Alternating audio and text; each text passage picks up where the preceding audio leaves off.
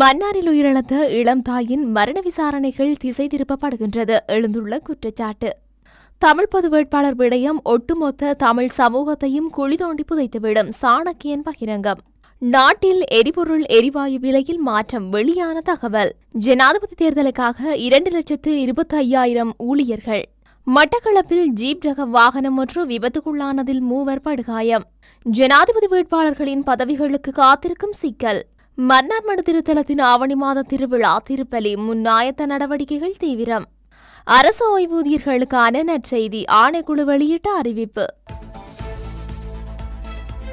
மன்னார் பொது வைத்தியசாலையில் வைத்தியர்கள் தாதிய உத்தியோகத்தர்களின் கவனயீனத்தால் மரணமடைந்த இளம் தாயின் மரணம் தொடர்பிலான விசாரணைகள் திசை திருப்பப்படுவதாக மன்னார் பொது அமைப்புகளின் ஒன்றியத்தின் தலைவர் VS சிவகரன் தெரிவித்துள்ளார்.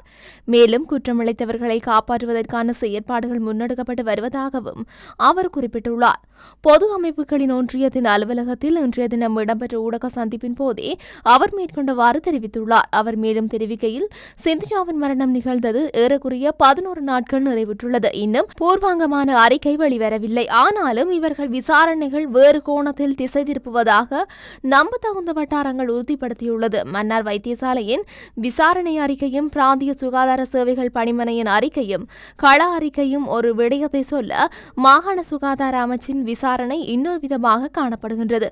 நீதியை வழங்குவதிலிருந்து நீங்கள் பின்வாங்கினால் வைத்தியசாலைக்கும் மாகாண சுகாதார அமைச்சுக்கும் எதிராக எங்கள் செயற்பாடுகள் இருக்கும் என்பதை தெளிவாக உரியவர்களிடம் தெரிவித்துள்ளோம். எனவே இந்த விடயத்தில் நாங்கள் தொடர்ந்து விழிப்போடும் நீதிக்காகவும் காத்திருக்கின்றோம் என சுட்டிக்காட்டியுள்ளார். தமிழ் பொது வேட்பாளர் விடயம் ஒட்டுமொத்த தமிழ் சமூகத்தையும் குழி தோண்டி புதைத்துவிடும் என நாடாளுமன்ற உறுப்பினர் ரா சாணக்கியன் தெரிவித்துள்ளார். கொழும்பில் நேற்று இடம்பெற்ற ஊடகங்களுக்கு கருத்து தெரிவிக்கும் போதே அவர் இவ்வாறு தெரிவித்திருக்கின்றார். மேலும் இலங்கை தமிழரசுக் கட்சியை பொறுத்தவரையில் தமிழ் பொது வேட்பாளர் என்ற விடயத்தை பற்றி கட்சியாக எந்தவித தீர்மானத்தையும் இதுவரைக்கும் எடுக்கவில்லை. பொது வேட்பாளர் குறித்த தமிழரசுக் கட்சியின் முடிவு குறித்து எதிர்வரும் ஞாயிற்றுக்கிழமை அறிவிக்கப்படும். இவருடைய ஜனாதிபதி தேர்தலில் தமிழரசுக் கட்சி யாருக்கு ஆதரவு என்பது குறித்து இன்னும் தீர்மானிக்கப்படவில்லை எனவும் குறிப்பிடப்பட்டுள்ளது. செப்டம்பர் 21 நடைபெறவுள்ள ஜனாதிபதி தேர்தல் வரை இலங்கையில் எரிபொருள் மற்றும் எரிவாயு விலையில் மாற்றம் ஏற்பட வாய்ப்பில்லை என அரசு வட்டார தகவல்கள் தெரிவித்துள்ளன. இலங்கை அரசாங்கத்திற்கு சொந்தமான நிறுவனங்கள் ஒவ்வொரு மாதத்தின் முதல் நாள் எரிபொருள் மற்றும் எரிவாயு விலை திருத்தம் மேற்கொண்டு வருகின்றன. இந்த நிலையில் ஊடகம் ஒன்றுக்கு கருத்து வெளியிட்ட பெயர் குறிப்பிட விரும்புதாத அரசு உயர் அதிகாரி ஒருவர் எரிபொருள் மற்றும் எரிவாயு விலை செப்டம்பர் மாதம் வரை மாறாமல் இருக்கும் என தெரிவித்துள்ளார். அத்துடன் விலை நிர்ணய சூத்திரத்துக்கு ஏற்ப எந்தவொரு விலை திருத்தமும் தேர்தல் பிரச்சாரத்தில் சாதகமான அல்ல எதிர்மறையான தாக்கத்தை ஏற்படுத்தும் என்று மற்றொரு அரசாங்க வட்டார தகவல்கள் தெரிவித்துள்ளன. இதேவேளை இலங்கையில் தேர்தல் திகதி அறிவிக்கப்படுவதற்கு சில மாதங்களில் எரிபொருள் மற்றும் எரிவாயுவின் விலைகள் குறைக்கப்பட்டிருந்தமை இங்கு குறிப்பிடத்தக்கது. ஜனாதிபதி தேர்தலுக்காக 2,25,000 அரசு ஊழியர்கள் ஈடுபடுத்தப்படவுள்ளதாக தேர்தல்கள் ஆணையாளர் நாயகம் சமன் ஸ்ரீராஜ் நாயக்க தெரிவித்துள்ளார். தற்போது தேர்தல் கடமைகளுக்காக அரசு உத்தியோகத்தர்கள் ஈடுபடுத்தப்பட்டுள்ளதாக தெரிவித்த அவர், தேர்தல்கள் ஆணைக்குழு மற்றும் தேர்தல் ஆணையாளர் அலுவலகங்களில் 700 உத்தியோகத்தர்களை உள்ளதாகவும் சுட்டிக்காட்டியுள்ளார். ஜனாதிபதி தேர்தல் முடிவுகள் வெளியாகும் வரை இந்த அதிகாரிகளின் சேவை தேவைப்படுவதாகவும், இது தொடர்பாக மாவட்ட தேர்தல் அதிகாரிகள், மாவட்ட செயலாளர்கள் உள்ளிட்ட அனைத்து அரசு அதிகாரிகளுடனும் கலந்துரையாடப்பட்டுள்ளதாகவும் ஆணையாளர் தெரிவித்துள்ளார். கிராம சேவை உத்தியோகத்தர்களும் இதற்கு பூரண ஒத்துழைப்பை வழங்குவதாக உறுதியளித்துள்ளதாகவும், ஜனாதிபதி தேர்தல் முடியும் வரை எந்தவொரு தொழில் நடவடிக்கைகளிலும் ஈடுபட மாட்டோம் எனவும் அவர் மேலும் தெரிவித்துள்ளார். அத்துடன் தேர்தல் கடமைகளுக்காக சுமார் 54,000 போலீஸ் உத்தியோகத்தர்கள் மற்றும் விசேட அதிரடிப்படை அதிகாரிகள் ஈடுபடுத்தப்படுவார்கள் என எதிர்பார்க்கப்படுகின்றது. தேவைப்பட்டால் மட்டுமே இராணுவத்தினரின் ஆதரவு பட நடவடிக்கை எடுக்கப்படும் என ஆணையாளர் நாயகம் மேலும் தெரிவித்துள்ளார்.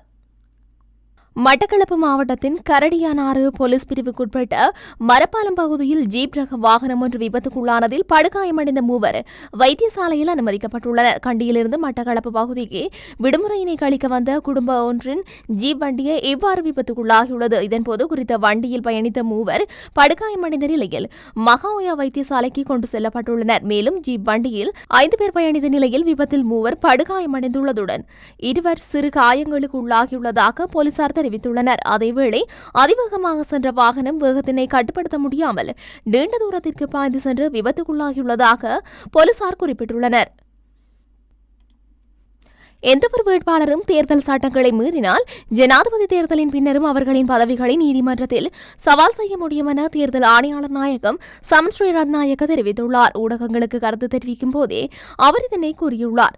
மேலும் கூறுகையில், ஜனாதிபதி வேட்பாளர்கள் தேர்தல் விதிமுறைகள் மற்றும் தற்போதுள்ள அளவுகோல்களின் அடிப்படையில் ஒழுக்கத்துடன் இருக்க வேண்டும். அத்துடன் தேர்தல் சட்டத்தை மீறுவோருக்கு 3 வருட சிறை தண்டனை விதிக்கப்படும் எனவும் குறிப்பிட்டுள்ளார்.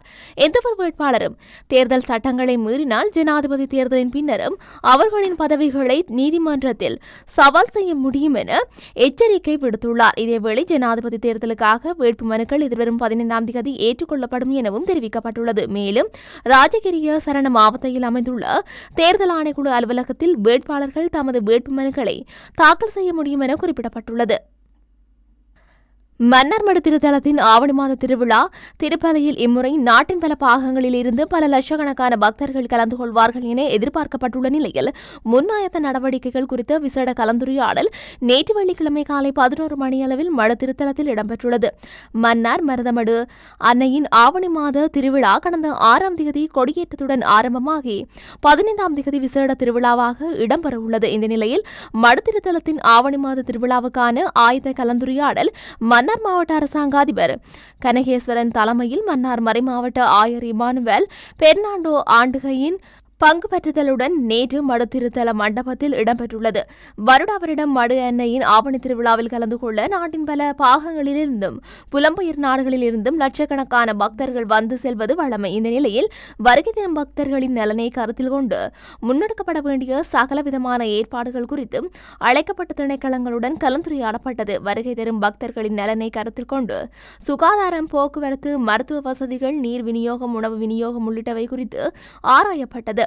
மேலும் சட்டம் ஒழுங்கை பின்பற்றும் வகையில் முப்படையினரின் பாதுகாப்பு நடவடிக்கைகள் முன்னெடுக்கப்பட்டது. எதிர்வரும் 6ஆம் மருதமடு அன்னையின் ஆவணி மாத திருவிழா கொடியேற்றத்துடன் ஆரம்பமாகி நவநாள் திருப்பலி ஒப்புக் கொடுக்கப்பட்டு 15ஆம் தேதி திருவிழா திருப்பலி கூட்டு திருப்பலியாக ஒப்புக் கொடுக்கப்படவுள்ளது. மன்னார் மாவட்ட அரசாங்க அதிபர் தலைமையில் இடம்பெற்ற குறித்த முன்னாயத்த கலந்துரையாடலில் மன்னார் மறை மாவட்ட ஆயர் இம்மானுவேல் பெர்னாண்டோ ஆண்டகை, குரு முதல்வர் அருட்தந்தை கிருஷ்ணநாயகம் அடிகளார், மடுத்திருத்தல பரிபாலகர் அருட்தந்தை ஞானப்பிரகாசம் அடிகளார், இராணுவம், காவல்துறையினர், கடற்படை அதிகாரிகள், பிரதேச செயலாளர்கள், வைத்தியர்கள் மற்றும் அழைக்கப்பட்ட திணைக்கள தலைவர்களும் கலந்து கொண்டனர். அரசு ஓய்வூதியர்களுக்கான 3000 ரூபாய் இடைக்கால கொடுப்பனவை தேர்தலின் பின்னர் எதிர்வரும் அக்டோபர் மாதம், செப்டம்பர் மாத கொடுப்பனவுடன் சேர்த்து வழங்குமாறு அரசாங்க பிரதிநிதிகளுக்கு அறிவிக்கப்பட்டுள்ளது.